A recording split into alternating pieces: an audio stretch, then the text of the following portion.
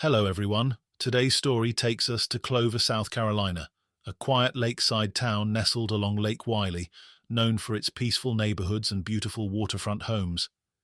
But in the summer of 2018, that calm was shattered when a respected local businessman, 64-year-old Stephen Clayton, was found dead inside his luxurious home. At first, his death appeared to be a tragic accident, perhaps a heart attack or a fall down the stairs. There were no visible injuries, no signs of forced entry, and nothing to suggest foul play. His wife, Lana Clayton, seemed devastated, telling friends and neighbors that Stephen had simply passed away suddenly. But as investigators began to look closer, small details didn't quite add up. Why was Stephen's phone missing? Why did his bed appear soaked with urine, as if he'd been ill and left unattended? And why did the toxicology report reveal an alarming substance in his system, something no one would ever expect to find in a man's bloodstream? As the truth slowly emerged, detectives uncovered one of the most bizarre murder methods they had ever seen. The weapon wasn't a gun, a knife, or even a common poison. It was a bottle of over-the-counter eye drops. What followed was a shocking story of betrayal, greed, and quiet cruelty, one that would leave the community of Clover stunned, and the nation asking how something so deadly could come from something so ordinary. Stephen Delval Clayton was born on May 1st, 1954, in Miami, Florida, to Raul Delval Clayton. I wasn't able to find his mother's name. He grew up alongside his sister, Rosie, in what seemed to be a loving and supportive household.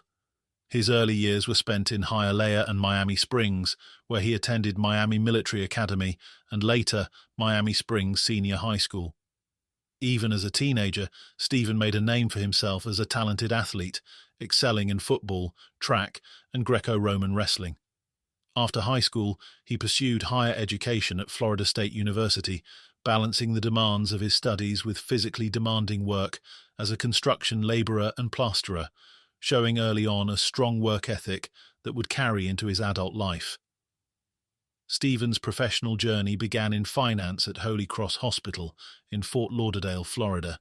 With experience and ambition, he went on to found Physical Therapy Resources, a national company specializing in sports injuries with branches across the country. By 1995, Stephen retired, ready to pursue his lifelong passion for traveling the world. Even in retirement, he remained driven. He sought new ways to grow, sharing his knowledge through mentoring, pro bono consulting, and philanthropic work. Outside of work, he enjoyed the finer things in life: music, wine, cigars, and sports such as golf. But while his career and public life flourished, Stephen's personal life told a different story. By 2013, at the age of 59, he had already been married and divorced 6 times, leaving a complex personal history behind him. He was also genuinely a good person, kind, generous, and thoughtful. Despite his own success, what stood out most was his passion for helping others succeed. He loved mentoring young entrepreneurs, guiding them, and sharing his experience to help them achieve their dreams. Supporting the next generation of leaders wasn't just something he did, it was something he truly cared about. Stephen had undoubtedly achieved enormous financial success and could afford to retire by the age of 42. After retiring in 1995, Stephen dedicated his time to traveling the world, exploring new places and cultures. He also remained active in mentoring young entrepreneurs, offering pro bono consulting, and engaging in philanthropic efforts to help others succeed. In his personal life, he indulged in hobbies he loved, fully embracing a lifestyle of leisure, learning, and generosity. Stephen Clayton was a truly remarkable man, known for his generosity and the way he embraced everyone around him. His friendships spanned all walks of life, from gardeners and janitors to business leaders and finance professionals. Yet he treated each person with the same warmth and respect. Those who knew him often felt more like part of an extended family than mere acquaintances. He freely shared his time, advice, and wisdom, often speaking on the phone late into the night to help those who sought his guidance. Though he had reached an age where many slowed down, Stephen remained youthful at heart. Energetic, playful, and always ready for the next adventure. He had a passion for life, a gift for storytelling, and a mischievous sense of humour that drew people to him. He loved music, wine, and cigars, and was a devoted collector of fine art and sculpture. A sports enthusiast, he particularly enjoyed golf and was a lifelong supporter of FSU football, cheering on the Seminoles with boundless enthusiasm. Stephen also had a profound commitment to mentoring youth. He coached wrestling at the University of South Florida in Tampa, as well as at American Heritage Academy in Cardinal Gibbons, taking a personal interest in guiding young athletes and following their growth into adulthood. Many of those he mentored have gone on to achieve significant success, a testament to his dedication and encouragement.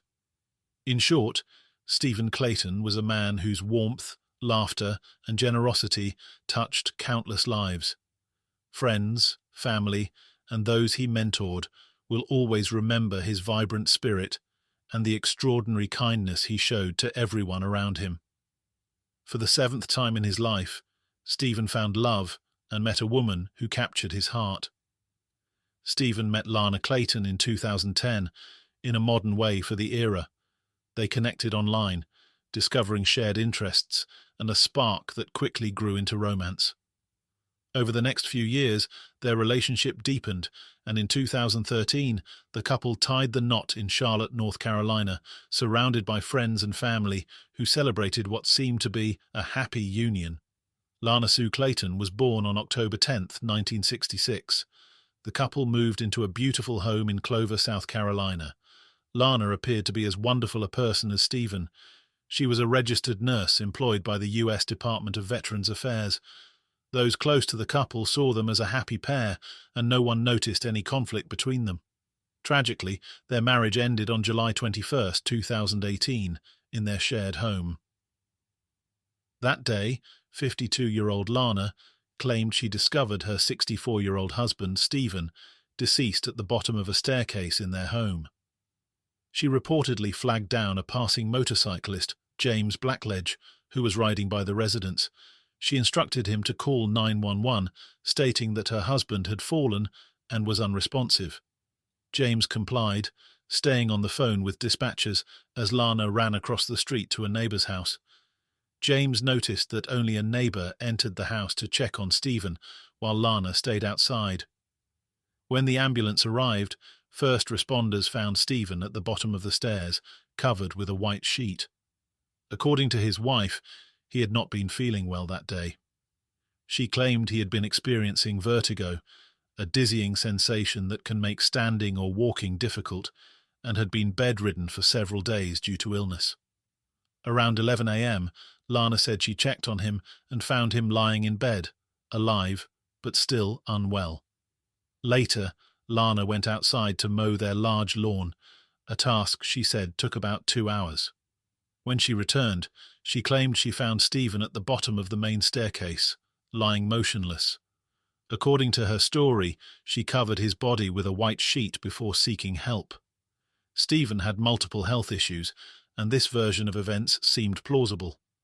At first, it appeared to be a tragic accident. Shortly after 1 p.m. on July 21st, the coroner, Sabrina Gast, received the call about Stephen Clayton's death. She dispatched a deputy coroner to the home, who, upon arrival, found nothing immediately suspicious. Based on Stephen's condition and medical history, she concluded that it appeared to be a natural death, likely a heart attack. But experienced investigator, who was also Stephen's nephew, Nick French, couldn't ignore a number of red flags about Lana's actions that day. Nick noted that the Claytons' home had at least 2 phones, yet Lana didn't use any of them to call 911. And when emergency medical services arrived, she did not attempt CPR, even though she was a trained nurse. Adding to the suspicion, Stephen's phone, which was usually always on him, was nowhere to be found. Lana's reaction when asked about funeral arrangements further raised concerns. Initially, she told the deputy coroner, "It's just too much right now. I have no idea." Yet moments later, she suggested, "Let's take him to that funeral home down the street and have him cremated." The sudden shift seemed unusual, especially as she insisted that Stephen's nephew Chris not see his uncle in that state. Chris Fagan would later call Stephen's sister, Rosie, in Florida. She described the shock and disbelief of hearing the news.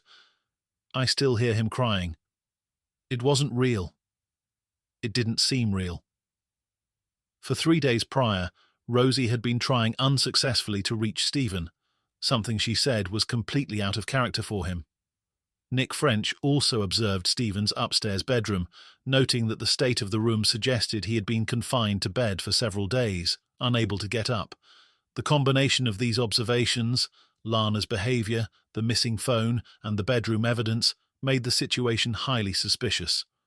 Lana quickly began saying that she wanted her husband to be cremated as soon as possible. But Chris Fagan immediately focused on finding his uncle's will, hoping it would clarify Stephen's wishes regarding burial or cremation. He was surprised when Lana insisted that no will existed, despite Chris knowing one had been prepared and that he had been named as its executor. Her sudden denial and evasive behavior raised immediate concerns. Nick French, observing the situation, was equally alarmed. Lana began recounting lurid stories about Stephen, claiming he had been a heavy drug user, allegations that neither Chris nor Nick had ever witnessed. She insisted that she did not want an autopsy performed, supposedly fearing what toxicology might reveal. As Nick inspected Stephen's bedroom upstairs, the scene was troubling. Lana had claimed that Stephen had been bedridden for 3 days due to vertigo, but the bed was soaked with urine, a sign that he had been suffering without assistance. The condition suggested that Stephen had been unable to reach anyone for help, further intensifying suspicion about Lana's involvement. A short time later, Lana demanded that everyone leave the house, heightening concerns among family and investigators alike. Both Chris and Nick agreed that something was seriously wrong and that Lana might have had a hand in Stephen's death, though the method was not yet clear. The very next day, Chris and Nick learned that Lana had scheduled Stephen's cremation, a move that could eliminate critical evidence. Recognizing the urgency, they immediately contacted the coroner's office, racing against time to ensure that the body could be examined before the cremation could proceed. Their swift action ultimately prevented crucial forensic evidence from being lost and was instrumental in uncovering the truth behind Stephen Clayton's death. It seemed that Stephen's widow wasn't interested in finding out what had caused her husband's death, or perhaps she already knew the answer. What also struck the family as strange was Lana's behavior after Stephen's death. She appeared more focused on packing and getting rid of his belongings than mourning her husband. Stephen's family decided to arrange an autopsy behind her back. Nick French and Chris Fagan insisted that the coroner order a full autopsy and a toxicology test to rule out foul play, and the coroner agreed. Once the autopsy was completed, it became clear that Stephen Clayton had not died of a heart attack. His heart and lungs appeared normal, showing no signs of a natural fatal condition. However, the toxicology results revealed something far more sinister. Instead of evidence of illicit drug use, investigators discovered poison in his system, a chemical commonly found in over-the-counter eye drops. This instantly shifted the case from a seemingly natural death to a highly suspicious and potentially homicidal incident.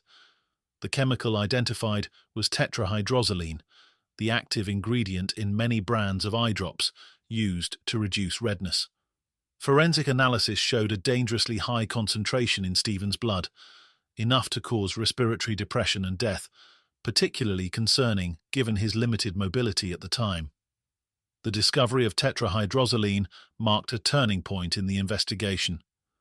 What had initially seemed like an ordinary death now raised the chilling possibility of intentional poisoning, setting the stage for the case against Lana Clayton.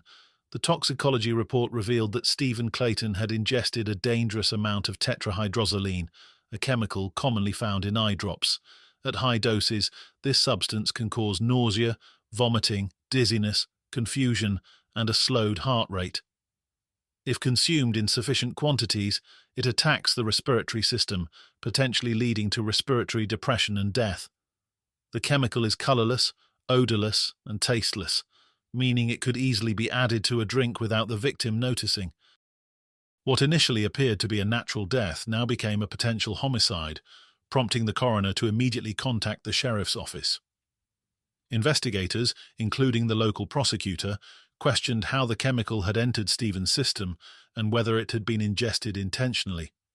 To gain clarity, Lana Clayton was called in for an interview with the coroner. By this point, she was aware that an autopsy had been performed, but she did not know that investigators from the sheriff's office and the FBI were listening in from a nearby room. During questioning, Lana said that Stephen had previously used small amounts of Visine in his coffee for digestive purposes. This explanation immediately drew attention, as it suggested that Lana knew the chemical was in his system.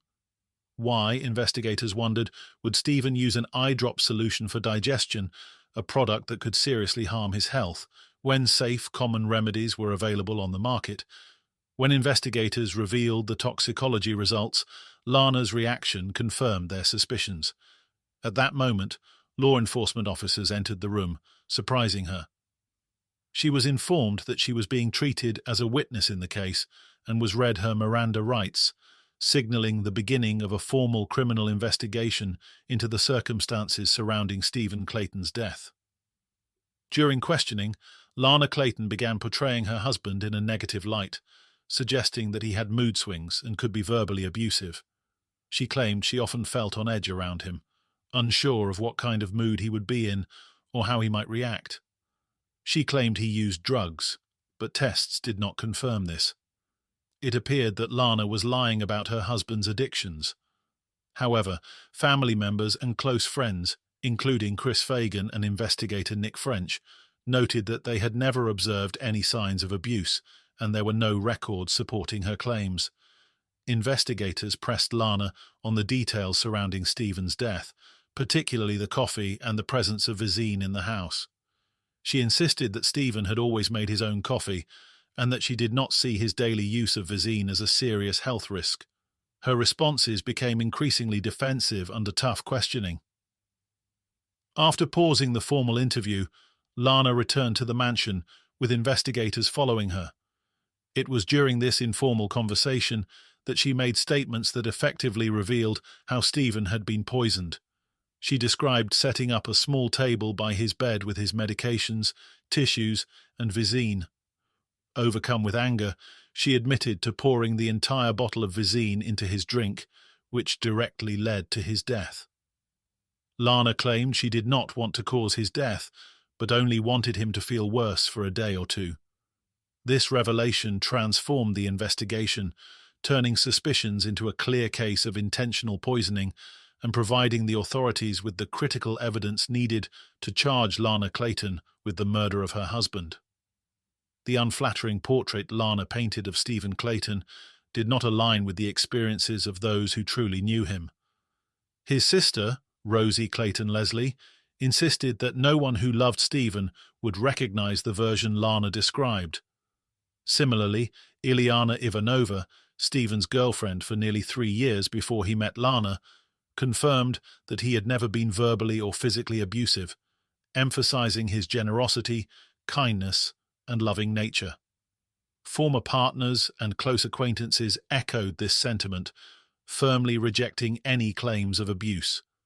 Many still remembered Stephen as the love of their life, highlighting the stark contrast between Lana's portrayal and the reality of who he was. But investigators discovered something else. In 2016, 2 years before Stephen's death, there was an incident. Lana called 911 to report that she had accidentally shot Stephen in the back of the head with a crossbow. Apparently, she had only wanted to load the crossbow for safety, but accidentally fired it at Stephen while he was sleeping. The police and Stephen believed her, but on August 28, 2018, she admitted that it was not an accident and that she had tried to defend herself from her husband.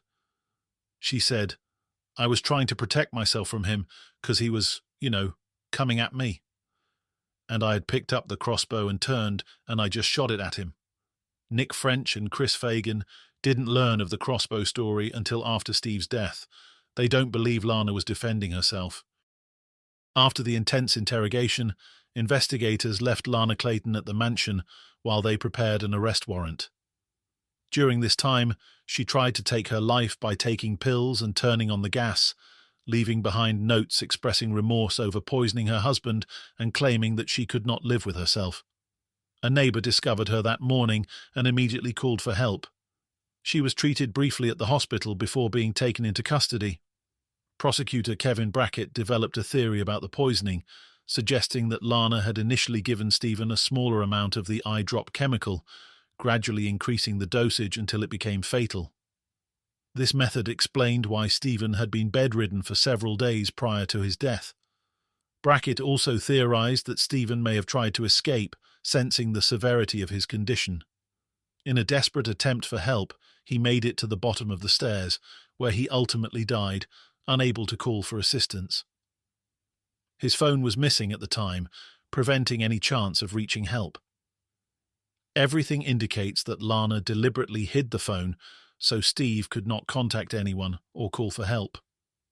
On August 31st, 2018, more than a month after Stephen's death, Lana Clayton was formally charged with murder, marking the official beginning of the legal case against her. Prosecutor Kevin Brackett suggested that Lana Clayton had strong financial motives for wanting her husband dead, pointing to the millions of dollars Steve stood to leave behind.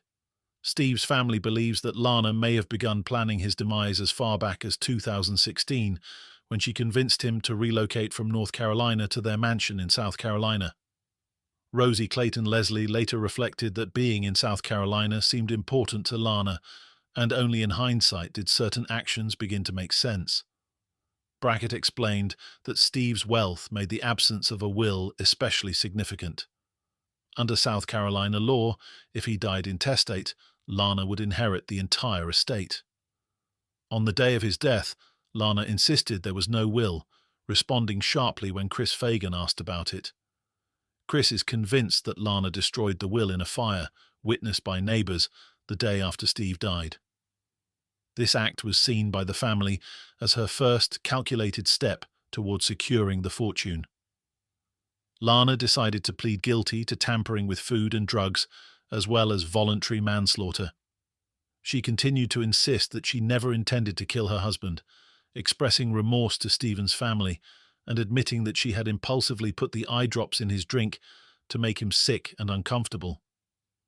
Her defense team portrayed Lana as a woman shaped by severe past trauma, including unreported abuse during her youth. They argued that her experiences extended into her time in the U.S. Air Force, where she had been assaulted by multiple servicemen, highlighting the emotional and psychological struggles that influenced her actions. Instead of facing the harshest penalties associated with a first-degree murder conviction, such as life in prison or the death penalty, on January 16, 2020, Lana received a significantly reduced sentence of 25 years. The 59-year-old is currently serving her sentence at the women's-only, medium-security Leith Correctional Institution in Greenwood County, South Carolina. According to her Department of Corrections records, she will be eligible for release on November 24, 2039. In the aftermath of Lana Clayton's conviction, Steve Clayton's family struggled to come to terms with their loss. Rosie Clayton Leslie described her grief, saying that she didn't feel justice was enough to fill the void left by her brother, who had been the center of her world. Chris Fagan reflected on the magnitude of the loss, noting that Lana had stolen an extraordinary man from all those who loved him. Nick French, who had investigated the case, summed up the lingering impact on everyone who knew Steve, acknowledging that the emptiness left by his absence would remain for the rest of their lives. Steve Clayton's story is a tragic reminder of how betrayal, manipulation, and greed can destroy lives, leaving deep scars for those left behind. Rest in peace, Stephen. Thank you for listening to this story with me. True crime stories like this remind me of how fragile life can be, and how even the people closest to us can surprise us in unimaginable ways. Your comments and likes mean the world to me and help me continue uncovering and sharing these stories with you. I'm grateful to have you here with me on this journey, and I look forward to bringing you more cases that reveal the hidden truths behind the headlines.